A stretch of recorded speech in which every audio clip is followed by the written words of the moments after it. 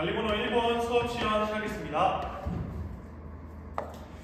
네, 찬생과 함께는 역사 수업 돌아왔습니다. 역사보다 깊게, 역사보다 재밌게 찬찬히 역사의 흐름을 선생님과 함께 탐구해 보도록 하겠습니다. 오늘 선생님과 함께 배워볼 주제는 근대 독립국가의 수립과 미국 혁명입니다. 오늘 그렇다면 지난 수업에 배워봤던 각 혁명에 이어서 미국이 어떻게 혁명을 이루어 나갔는지에 대해서 선생님과 함께 역사의 흐름을 찬찬히 알아보도록 하겠습니다. 자, 그렇다면 스크린을 통해서 선생님과 함께 학습 목표 1, 2번 읽어보도록 하겠습니다. 자, 학습 목표 1, 2번 읽어볼까요?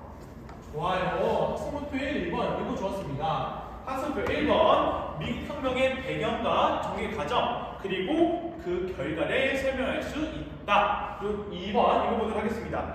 미국 혁명의 역사적 의의를 짝과 함께 토의할 수 있다. 오늘 이런 두 가지 학습 목표 있는데 이 두 가지 학습 목표 달성해 보면 여기 체크 표시 해봅시다. 오늘 그러면 이 두 개의 체크 표시 진행해보고 과연 이 서로 짝과 토의해보게 될 건데 미국 혁명의 역사적 의의가 서로 무엇인지 소곤소곤 이야기해보도록 하겠습니다. 자, 선생님이 여기 스크린을 통해서 한 사진을 가져왔습니다.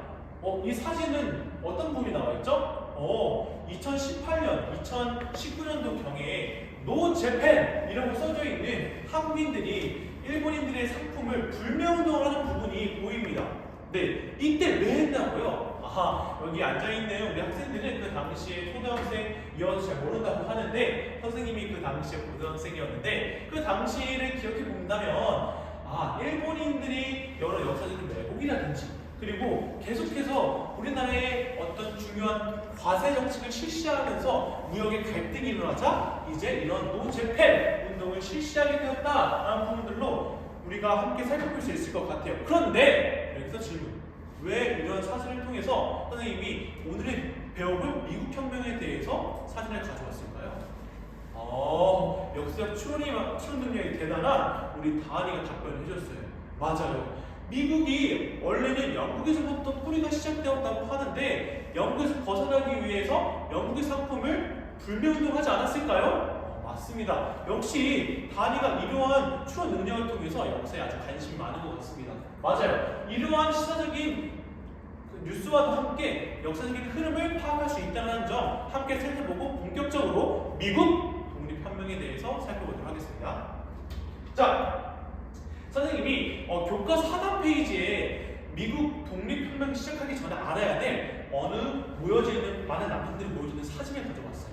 이 사진을 보면은 이 어떤 그 아메리카 대륙을 함께 살펴보고 있는 것이 보이죠?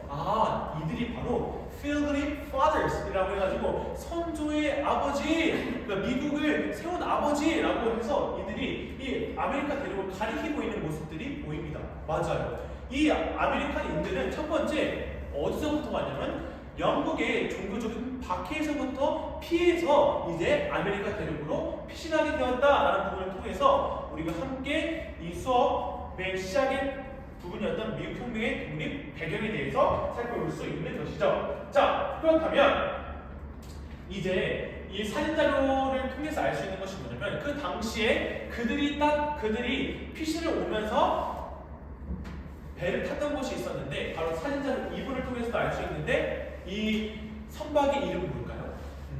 알지 못하겠어요. 교과서에 나와 있지 않아서 맞습니다. 이 교과서에 나와 있지 않아도 선생님이 미리 알려줄게요. 이것은 바로 영국의 종교적 박해에서 피신해온 바로 개신교를 믿고 있는 메이플라워를 탄 선박들, 그 선원들이 보입니다. 그리고 메이플라워 서약을 하고 있는 서양 내용의 종이까지 보이네요.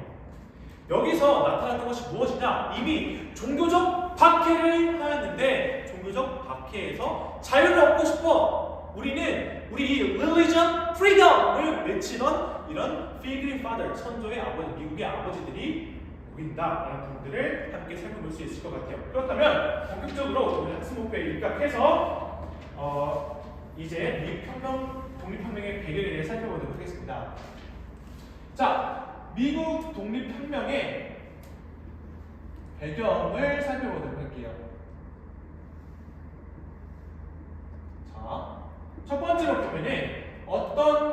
있었냐면 영국이 식민지 정책이 변하게 됩니다. 그 당시에 영국의 왕이 누구였는지 혹시 교과서를 통해서 알아봐 줄 친구 있을까요? 영국의 식민지 건설의 변화 부분에서 어떤 부분에 변화가 왔는지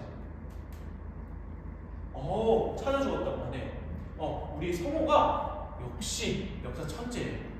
바로 조지 3세라는 사람이 그 당시에 그 영국의 왕이었는데, 영국의 황제였는데, 그 사람이 이전에는 여러 많은 식민지 본국, 미국을 식민지로 삼았던 그 본국에는 여러 가세를 진행하지 않았지만 이제는 가세를 좀 더 부과하게 되는 중상적인 정책을 실시하게 되었다.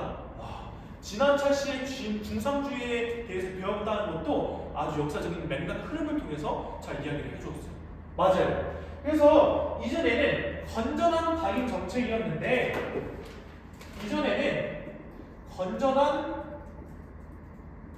방임, 그냥 식민지를 말 그대로 방임을 해줬던 거였는데, 이제는 이런 방임 정책에서 과세하고 성호가 이야기해줬던 것처럼 중상주의 과세 정책으로 변경이 되었다라는 부분들을 살펴볼 수 있습니다. 그렇다면 두 번째 배경으로는 영국이 식민지 본국을 어떻게 정책을 변화하게 되는지에 대해서 알아봤다면, 두 번째는 이거에 반대해서 과연 미국의 본토에 있었던 그 메이플라워를 타고 종교적 자유를 외쳤던 사람들은 어떻게 대응했을까요? 우리 또 외교관이 꾸민 또 미국이 또 갔다 왔다고 하는 우리 은혜가 한번 답변을 해주겠다고 하네요. 은혜가 답변을 해주었어요. 어떤 부분에 말을 했냐면, 바로 미국의 본토인들은 야, 영국인들 갑자기 가세하려고 하네? 나 안 돼! 노 재팬! 노 영국! 하는 겁니다. 맞아요. 그래서 미국의 본토인들이 뭘 하게 되었냐? 바로 납세 거부 운동을 벌이게 됩니다. 그래서 이에 또한 답변으로 너네들이 내 가세를 거부하겠다고 해서 조지 3세는 그 당시에 이전 차시에 배워봤던 에스파냐 왕위 계승 전쟁에서 이후에 일어났던 어떤 파리 조약의 결과로 인해서 슐레지아를 빼앗기게 되었는데, 결국에 프로이센과 그 다음에 이 7년 전쟁의 결과 속에서 전쟁의 과정 속 이제는 그 7년 전쟁의 가세를 위해서 실시했던 여러 돈이 필요했었는데 이들을 식민지 본국에 넘겼어야 하지만 이런 미국 본토인들이 아니야, 나 가세 안 한다고 이야기를 했기 때문에 이제는 이 영국 시민들이 무엇을 하냐면, 맞습니다, 바로 그 당시에 매사추세츠라고 해서 선생님이 지도를 가지고 왔는데, 그 당시 메이플라워를 타고 미국의 동부 연안지대에 있었던 매사추세츠호에 있는 이 뼈 좀 나와 있는 부분에 이 지역에서 매사추세츠에 많이 모여있던 사람들을 법안을 만들어서 너네들 다 타락할 거야 해서 미국 본토인들의 삶을 힘들게 하였습니다. 그래서 그게 대표적인 것이 무엇이냐? 맞아요. 교과서 중간 페이지에 나와있던 부분은 설탕에도 세금을 내야 되고, 우리가 항상 흑백요리에서 보면 설탕을 많이 뿌리잖아요. 그리고 누가 보이죠? 백종원 슈가보이가 보이잖아요. 그래가지고 그 설탕을 먹어야 되는데 항상 설탕세를 냈어야 된다. 얼마나 힘들었었겠어요. 그 다음에 이제는 선생님 뭐 하고 있는 것 같나요? 맞아요. 신문을 보고 있어요. 이런 것도 다 세를 내서 인지세까지도 내겠다. 이런 법안들 중에서 뭐 설탕세도 있었겠고, 그리고 여러 인지세법도 있었다. 법이 마련되게 되었는데, 이런 부분들에 휩싸여서 미국 본토 사람들은 힘들게 되었다. 그리하여 나타났던 것이 무엇이냐? 바로 이제는 안 되겠다. 우리가 이런 인지세와 설탕세, 그 다음에 차세 이런 거에 반대해서 뭘 하냐면, 식민지인들이 너네들이 대표를 파견해도 난 너네들을 대표라고 생각하지 않을 거야 생각해서 식민지인들이 뉴욕에 모여서 뭘 하냐면 대표 없는 것에 과세가 할 수 없다 라고 해서 no taxation without representation 이라고 하게 되면서 너네 대표 없잖아, 나한테 과세하지 마를 하게 되면서 뭘 하게 된다? 식민지인들 모여서 첫 번째 제1차 대륙회의를 맺게 된다라는 부분들로 살펴볼 수 있겠습니다. 그렇다면 이제는 다음으로 1차 대륙회의를 이어서 2차 대륙회의까지 이어지게 되는데 이 2차 대륙회의에서는 어떤 부분이 있었냐면 2차 대륙회의의 내용은 중요하기 때문에 더 살펴볼 것인데 2차 대륙회의 내용 부분에서 첫 번째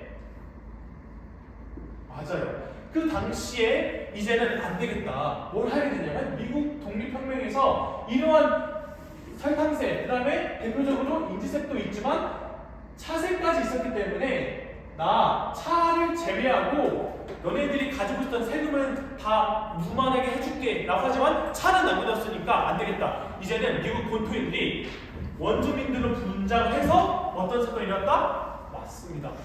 역시 외교관이 꿈의 은혜로 또 답변해줬어요. 보스턴 티파티 맞습니다. 보스턴 차 사건이 일으키게 되었습니다. 결국에 2차 대륙회의가 일어나기 전에 어떤 사건이 있었냐면 다섯 번째로 알아야 되는 게 보스턴 차 사건이 일어났다라는 부분들을 살펴볼 수 있겠고, 다음으로 이제는 이 차 사건에 휩싸여서 영국이 이제 안 되겠다. 너네 난 이제 이런 증세 정책으로 너희들과 싸우지 않겠어. 그래서 뭘 파견해야 됩니까? 이제는 군대를 파견해야 됩니다. 군대를 파견해야 되는 순간 찾아오는 건 뭘까요? 전쟁 만화에 또 관심 많은 찬혁이가 답변해줬어요. 전쟁입니다. 우와, 맞습니다. 전쟁이 일으키게 되는데 그래서 나타난 것이 바로 첫 번째 이제는 워싱턴을 총사령관으로 임명하게 됩니다. 자, 여기서 질문! 미국의 수도는? 또 역시 역사에 관심 많은 우리 성우 짝꿍이었던 은식이가 또 이야기를 해줬어요.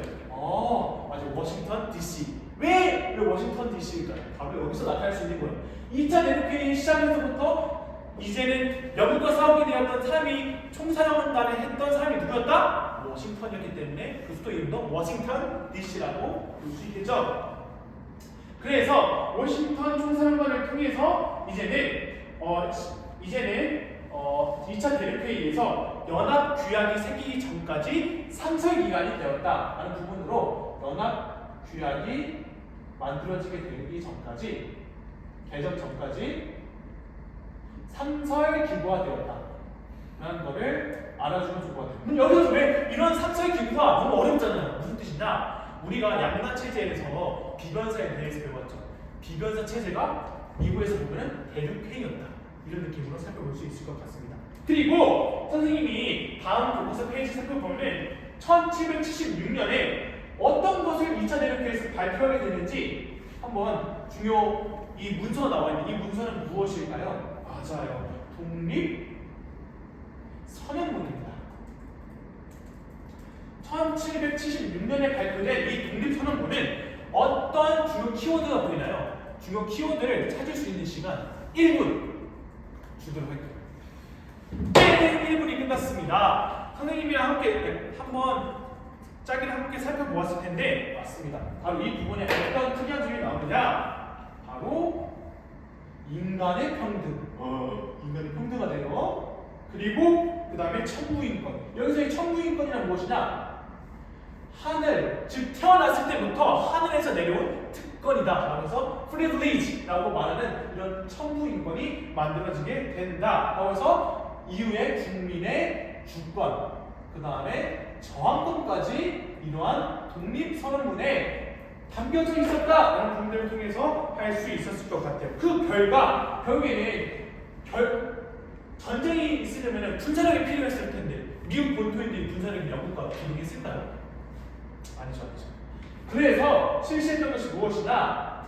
바로 워싱턴 혼자서는 안 되니까 이제는 이미 영국하고 사이가 안 좋았던 나라가 그 당시 누구였을까요?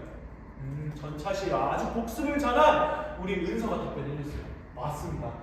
프로이센이라든지 그다음에 프랑스라든지 그다음에 에스파냐라든지 그다음에 네덜란드 여러 많은 국가들이 다 이러한 미국의 독립에 대해서 찬성 나 영국 안 도와줄게 나 중립할게까지 이야기를 하게 됩니다.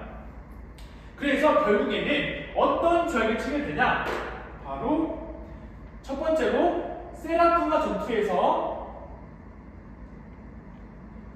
승리하게 되고 첫 번째 승리하게 되고 그 이후에 최종적으로 요크타운 전투에서 승리하게 되는데 이 선생님이 또 가져온 지도를 살펴보면 교과서에 나와 있어요. 마지막 부분에 살펴보면 동부 지역에 요크타운과 세라토가 나와 있죠. 이 지도에서 격전지에서 미국 본토인들이 이기게 되었다라는 부분들로 살펴볼 수 있을 것 같습니다.